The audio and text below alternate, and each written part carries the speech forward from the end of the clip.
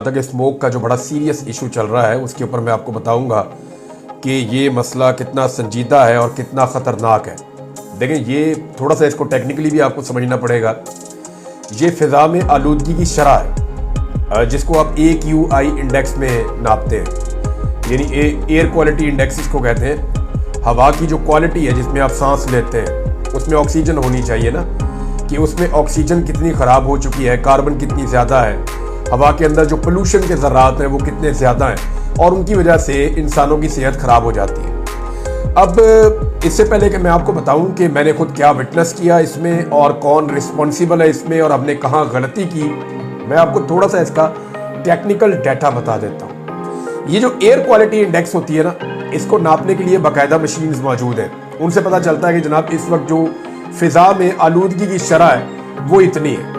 यानी हमारे यहाँ पे पाकिस्तान में हम हर शहर का एयर क्वालिटी इंडेक्स चेक कर लेते हैं और इसके डिफरेंट तरीके हैं इसको चेक करने के, और ये वेरीफाइड डाटा होता है, ये पूरी दुनिया से आता है। अब अगर किसी इलाके में एयर क्वालिटी इंडेक्स ये बताता है कि फ़िज़ा के अंदर जो आलूदगी है वो 0 से लेके 50 तक है, यानी मिसाल के तौर पे 35 है, 40 है, 45 है, 50 तक है, तो उसको अच्छा करार दिया जाता है। वो ये कहा जाता है कि एक पुरफ़िज़ा मुकाम है या इस जगह के ऊपर जो हवा की क्वालिटी है वो बहुत अच्छी है और यहाँ पे आलूदगी कम है, तो इंसानों की जान महफूज है और ये आबो हवा इंसानों के लिए बहुत अच्छी है, जानवरों के लिए बहुत अच्छी है। तो एयर क्वालिटी इंडेक्स 50 तक जो है वो बेहतर होता है। लेकिन जब यही एयर क्वालिटी इंडेक्स 51 से 100 तक पहुंच जाए, इसके बीच में आ जाए, तो इसको मॉडरेट कहा जाता है कि ठीक है, आपको इत्मीनान होना चाहिए कि ठीक है, लेकिन इससे ज्यादा नहीं होना चाहिए, 100 से ऊपर नहीं जाना चाहिए।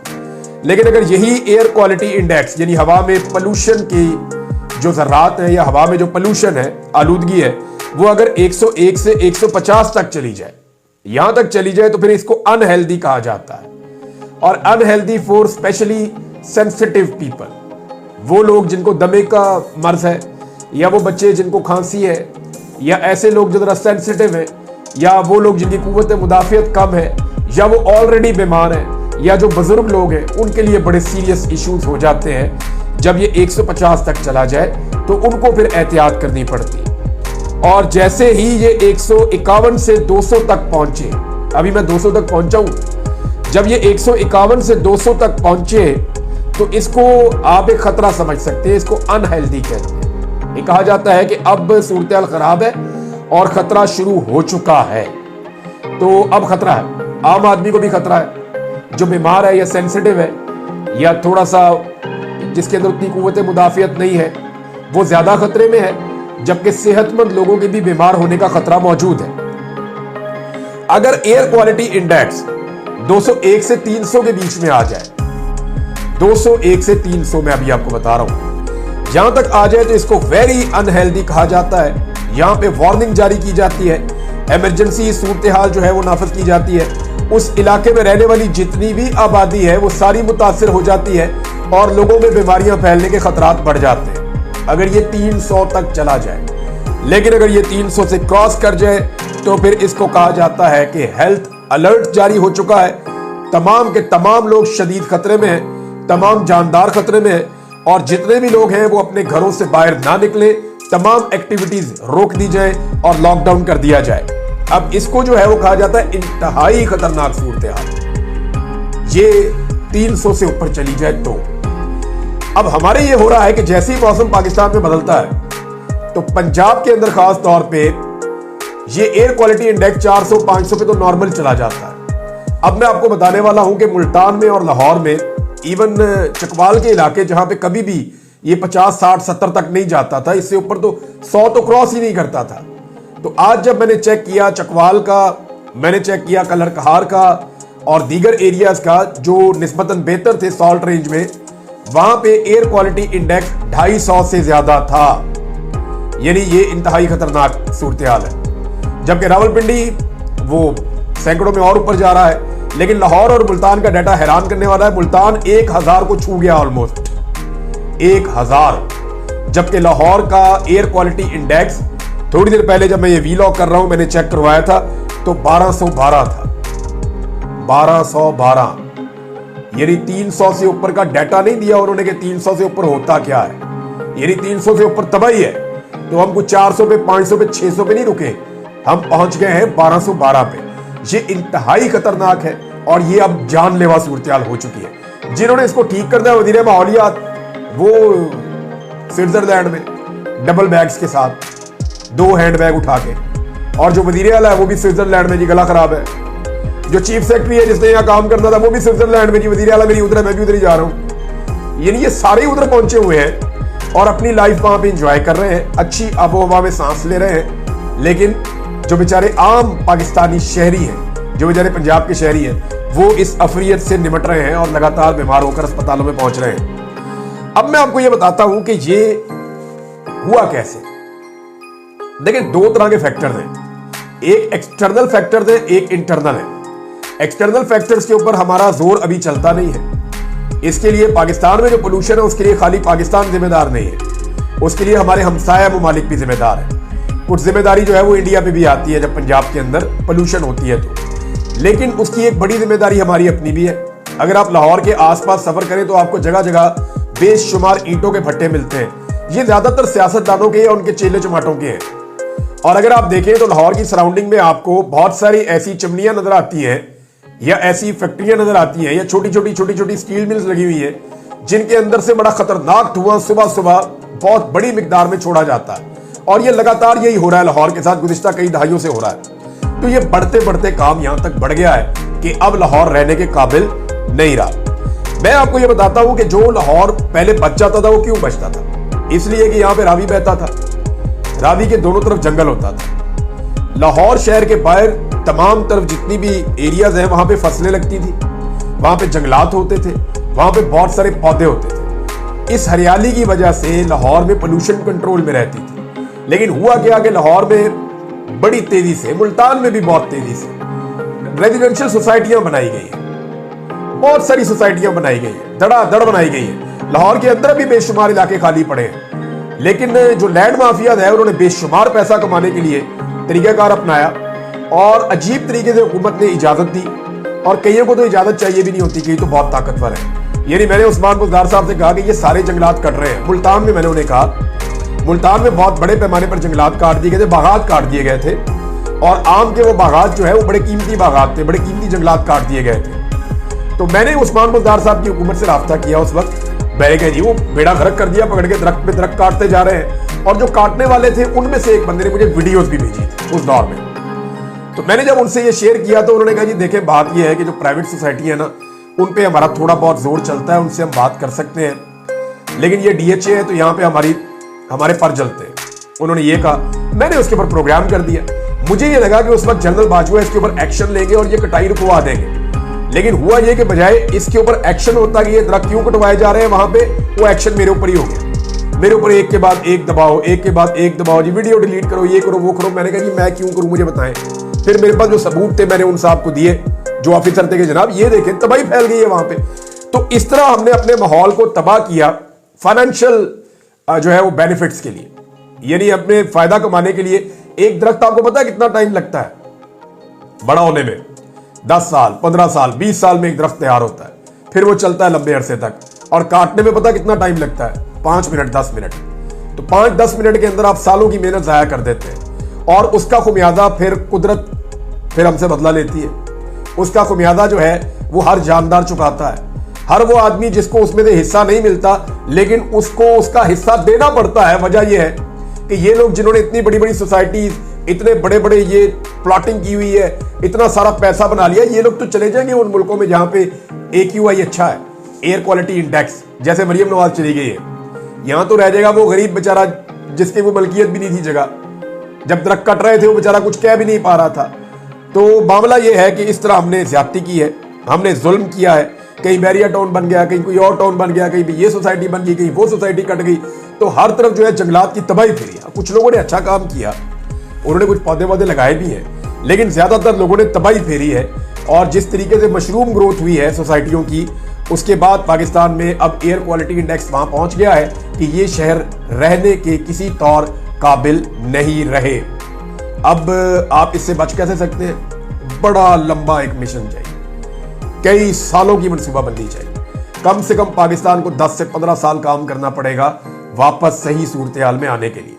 इमरान खान साहब के दौर में उन पर दबाव डाला जाता था कि ये जो रावी वाला एरिया है ना, ये ग्रीन एरिया को ब्राउन एरिया डिक्लेयर कर दें, यहां बहुत सारा थीम पार्क और सोसाइटीज और ये और वो बनाना है, बड़े पैसे आएंगे। तो इमरान खान साहब ने कहा जी वो स्पेसिफिक एरिया जो है, जब स्टडी करवाई तो उन्होंने बताया जी यहां पे नहीं कर सकते, वहां कर सकते हैं। लेकिन ये लैंड माफिया उनके भी खिलाफ हो गए। और अभी शहबाज शरीफ साहब ने अलीम खान को बहुत बड़ी जमीन की इजाजत दी है, जो इमरान खान साहब के दौर में वो एनओसी जारी नहीं हो रहे थे, वो नहीं मिल रही थी। बहरहाल इसके ऊपर फिर हम दोबारा भी बात करेंगे। सूरत-ए-हाल इंतहाई तशवीशनाक है, इंतहाई खराब है। एक तस्वीर मैं आपको दिखाता हूं नाज़रीन, जरा तस्वीर आप देखें। ये तस्वीर है जनाब हमारे प्यारे वजीर आजम, इसके अंदर जरा ढूंढ के दिखाएं आप मुझे। ये देखें, वो कभी कभी आप देखते हैं ना, आपको मिल जाते हैं अखबारात के अंदर, जो बच्चों के अखबारात होते हैं, ये फर्क तलाश करें, या इस तस्वीर के अंदर जो है वो एक फलां चीज छुपी हुई है उसको तलाश करें। तो ये तस्वीर मैं आपको दिखा रहा हूं, ये जनाब मुसलमान हुक्मरानों की है। और इस तस्वीर के अंदर जहां मुसलमान हुक्मरान खड़े हुए हैं, इनमें एक जो है वो एटमी मुल्क का सरबराह भी है।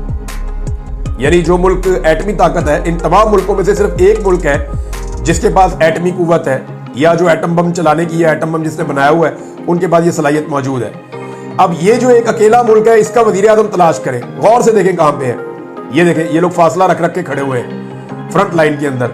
फिर आप देखें पिछली लाइन, फिर उसके पीछे वो देखें एंड पे एक बंदा खड़ा हुआ है, छोटा सा आपको चेहरा नजर आ रहा होगा, छोटे से कद का आदमी पीछे छुपा हुआ है। तो ये जनाब हमारे मुमलिकत खुदादाद इस्लामिक रिपब्लिक ऑफ पाकिस्तान, उनके जनाब ये वजीर आजम है शहबाज शरीफ साहब, एटमी कुव्वत के, और ये पीछे छुप कर खड़े हुए हैं। तो बेगर्स आर नॉट चूजर, यानी अगर आप फकीर हैं तो फिर आपकी कोई चॉइस नहीं होती, आपको जगह जहां दे दी जाए आप वहां खामोशी से खड़े हो जाते हैं। लेकिन इमरान खान साहब के दौर के अंदर कुछ इज्जत पाकिस्तान को मिल रही थी, लेकिन अब वो इज्जत भी उस तरह से नहीं मिल रही। बहरहाल ये हर एक इवेंट में जा क्यों रहे हैं, एक्चुअली ये करीब रहना चाहते हैं अरब हुक्मरानों के इस वक्त ज्यादा से ज्यादा, ताकि जितने पैसे ये समेट सके। और अमेरिका की नई जो एस्टेब्लिशमेंट आने वाली है, या अमेरिका की एक नई इंतजामिया आ रही है, ट्रंप इंतजामिया, उसके साथ जितनी जल्दी हो ताल्लुकात को नॉर्मलाइज करने की कोशिश करें। पाकिस्तान के रवायती मीडिया ने भी बता दिया है कि वाकई में शहबाज शरीफ की हुकूमत इस वक्त पूरा जोर लगा रही है, दिन रात कोशिश कर रही है, और सर तोड़ कोशिश कर रही है कि किसी तरह डोनाल्ड ट्रंप इनकी तरफ देख ले और इनकी बात सुन ले, या इनकी टेलीफोन कॉल उठा ले। मुमकिन है कि वो उठा ले, मुमकिन है कि वो इनके साथ बात कर ले, लेकिन क्या वो अपना मौकिफ बदल देगा इमरान खान के मामले पर, बड़ा सवाल ये है। और इनके पास अब कोई ऑप्शन बाकी बचा नहीं है कि किसी तरह जो अमेरिका की आने वाली क़यादत है उसको भी जो बाइडन की तरह राम कर लिया जाए, लेकिन फिलहाल तो ऐसा दिखाई नहीं दे रहा। इसमें नाज़रीन एक खबर और है, शानदाना गुलजार साहिबा ने एक दावा किया था कि एक नौजवान जिसने एहतजाज किया काजी फायद ईसा के खिलाफ, उस नौजवान के वालिद को पकड़ा गया, फिर उसको ड्रिल मशीन से उसको टॉर्चर किया गया, उसके बाद उसने जो है वो माफीनामा लिखा और माफी मांगी। लेकिन अभी एक नौजवान है, उनका स्टेटमेंट सामने आया, मैं आपको पढ़ के सुना देता हूं। और ये जो स्टेटमेंट आया है, इसको पढ़ने के बाद तो बहुत तकलीफ हो रही है कि क्या ये निज़ाम इस हद तक भी जा सकता है काजी फायद ईसा के लिए। काजी फायद ईसा जिनके लिए आइन में तरमीम करने की बहुत कोशिश की गई, काजी फायद ईसा जिनके लिए हर रास्ता खोला गया, काजी फायद ईसा जिनको इस निज़ाम ने इतनी सहूलत दी कि उसकी माजी में कोई मिसाल नहीं मिलती, और वही काजी फायद ईसा जिन्होंने इस पूरे निज़ाम को यानी यरगमाल बनाया, और वही काजी फायद ईसा जिनकी वजह से जुल्म और फस्तायत का बाजार पाकिस्तान में गर्म हुआ और उन्होंने इंसानी हुकूक की खिलाफ वर्जियों पे कोई नोटिस नहीं लिया। आज एक तो जब वो चीफ जस्टिस थे तब इंसानी हुकूक की खिलाफ वर्जियां हो रही थी, उन्होंने कभी नोटिस नहीं लिया, लेकिन आज वो चीफ जस्टिस नहीं है तो भी उसकी वजह से इंसानी हुकूक की खिलाफ वर्जियां हो रही हैं। मिसाल के तौर पर नुमान इकबाल ये बताते हैं कि मेरे खिलाफ फाइल पर साइन करने का कहा गया, मेरे वालिद ने इनकार किया, तो मेरे छोटे भाई की टी शर्ट उतार कर वालिद को कहा साइन करते हो या फिर इसकी पैंट भी उतारें। बहनोई और कजन पर भी टॉर्चर किया गया। काजी फायद ईसा के खिलाफ एहतजाज करने वाले नुमान इकबाल का इंकशाफ। अब आप अंदाजा करें कि क्या रियासत इस किस्म के हथकंडे अपनाएगी। जिन लोगों ने जिस मुल्क में एहतजाज किया वहां तो FIR भी नहीं हुई, वहां पे तो वो कोई जुर्म है ही नहीं। ये काजी की तरफ देखना भी जुर्म है, काजी के बारे में बात करना भी जुर्म है। यानी काजी जो मर्जी करे कोई प्रॉब्लम नहीं है, लेकिन जब काजी से कोई सवाल करे या कोई एहतजाज करे तो क्या वो जुर्म है? असल में प्रॉब्लम ये नहीं है। प्रॉब्लम ये है कि ये जितने लोग आज इक्तदार में बैठे हुए हैं ना, ये ओवरसीज पाकिस्तानियों को निशाने इबरत क्यों बनाते हैं?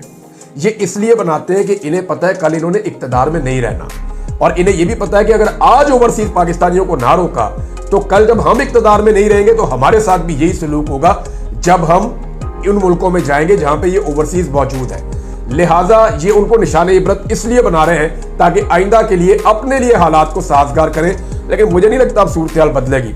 शेर अफजल मरवत ने एक स्टेटमेंट दिया नाज़रीन, उस स्टेटमेंट में आपको जरूर पढ़ के सुनाना चाहूंगा। पहले आप वो स्टेटमेंट सुन लीजिए, फिर उसके ऊपर मेरी एक छोटी सी ओपिनियन है वो मैं आपके सामने रख देता हूं। शेर अफजल मरवत का कहना है कि हमें जो सजा मिली है डिजिटल मीडिया पर बैठे हुए लोगों की ज्यादतियों की वजह से मिली है। ये मुल्क और पीटीआई दुश्मनी है, ये मुल्क से और पीटीआई से दुश्मनी है। हमने उनको इख्तियार नहीं दिया कि ये इदारों को गालियां दें। जर्नैलों की किरदार कुशी की वजह से इद्दत केस बनाया गया। शेर अफजल मरवत। तो एक तो इसमें दो तीन चीजें हैं जो मैं जरा जानना चाहता हूं। ये तो सोशल मीडिया के ऊपर बहुत बड़ा चार्ज है, अगर तो सारे सोशल मीडिया की बात कर रहे हैं शेर अफजल मरवत, तो अगर वो पाकिस्तान तहरीक इंसाफ के सोशल मीडिया की बात कर रहे हैं तो तहरीक इंसाफ के सोशल मीडिया के ऊपर चार्ज है। लेकिन अगर वो चंद लोगों की निशानदेही कर रहे हैं तो उन लोगों का नाम लेकर पाकिस्तान तहरीक इंसाफ को निशानदेही करनी चाहिए और बताना चाहिए इन्होंने कहां कहां पे गालियां दी हैं। देखिए, मैंने तो कोई गाली नहीं दी किसी को, आज तक नहीं दी, बदतरीन मुखालिफ को भी गाली नहीं दी, लेकिन मुझे उठाकर गायब कर दिया गया। 5 महीने मेरे से मुतालबा था कि नवाज शरीफ को सपोर्ट करो, मैंने कौन सी गाली दी थी? उस्मान डार ने कौन सी गाली दी थी? सदाकत अब्बासी ने कौन सी गाली दी थी? अली मोहम्मद खान तो गाली देता ही नहीं है, वो क्यों जेल में गया था? उसको क्यों सजा दी गई थी? बेशुमार और लोग हैं। अली अमीन गंडापुर को क्यों पकड़ा गया था? अली अमीन गंडापुर ने तो अपने मुंह से कहा कि मुझे तो 9 मई से पहले पकड़ लिया था, तब तो कोई लड़ाई भी नहीं थी, तब तो कोई सूरत हाल भी नहीं थी। ये टॉर्चर का सिलसिला तो बहुत पहले से शुरू हो गया था। 9 और 10 अप्रैल को जब इमरान खान साहब की हुकूमत गिराई गई 2022 में, तो तब किसने गालियां दी थी? या उससे पहले भी कोई गालियां दे रहा था? उसके बाद 25 मई को जिस लेवल का टॉर्चर हुआ पाकिस्तान तहरीक इंसाफ के ऊपर, उस वक्त तो कोई गाली नहीं दे रहा था, कोई ऐसी बात नहीं हुई थी। हाँ, मैं आज भी कहता हूं कि जो लोग गाली दे, बदजुबानी करे, इखलाक से गिरी हुई बात करे, वो नामुनासिब है, वो नहीं होनी चाहिए। वो इखलाकियात का दायरा दामन नहीं छोड़ना चाहिए, उसके दायरे के अंदर रहने की कोशिश करनी चाहिए। मैं इस बात का मैं इसको मानने वाला हूं। लेकिन ये कहना कि इद्दत के केस का जवाब बनता है इसलिए इमरान खान के ऊपर और उसकी बीवी के ऊपर इद्दत का केस इसलिए बना दो कि बाहर बैठे हुए कुछ लोग जो हैं वो गाली दे रहे हैं। भाई, वो जो लोग गाली दे रहे हैं उनके खिलाफ कार्रवाई करें ना। इमरान खान तो साबिक वजीर आजम है, उसके ऊपर भोंडा इद्दत का मुकदमा बना के पूरी दुनिया के अंदर पाकिस्तान की रुसवाई की गई है, और तो कुछ नहीं है। तो सादा बात यह है कि पाकिस्तान तहरीक इंसाफ अगर कुछ लोगों को डिसोन करना चाहती है, वो ये कहना चाहती है कि ये लोग गालियां दे रहे हैं, तो सबूतों के साथ चीजें सामने रख के उनके खिलाफ एक अपना केस बनाए कि जनाब ये चीज ये लोग गलत कर रहे हैं। लेकिन जो लोग सिस्टम पे तनकीद करते हैं या जो लोग ये कहते हैं कि सिस्टम ने इमरान खान के साथ ज्यादती की है, जुल्म किया है, जबर किया है, जो लोग ये कहते हैं कि सिस्टम बार बार सियासतदानों को हटाता है या बंद कमरों के अंदर जो फैसले होते हैं वो गलत होते हैं, या जो लोग एस्टेब्लिशमेंट में सियासत का किरदार नहीं चाहते और वो तनकीद करते हैं, उनको आप ऐसा नहीं कह सकते।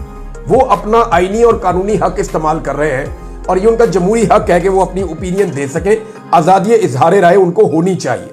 हाँ, जो लोग बदजुबान हैं उनके लिए एक मौक़िफ़ पाकिस्तान तहरीक इंसाफ रख सकती है। नाज़रीन, बाकी चीजें बाद में। अब तक के लिए इतने। अपना ख्याल रखिएगा, अपने चैनल का भी। अल्लाह हाफ़िज़।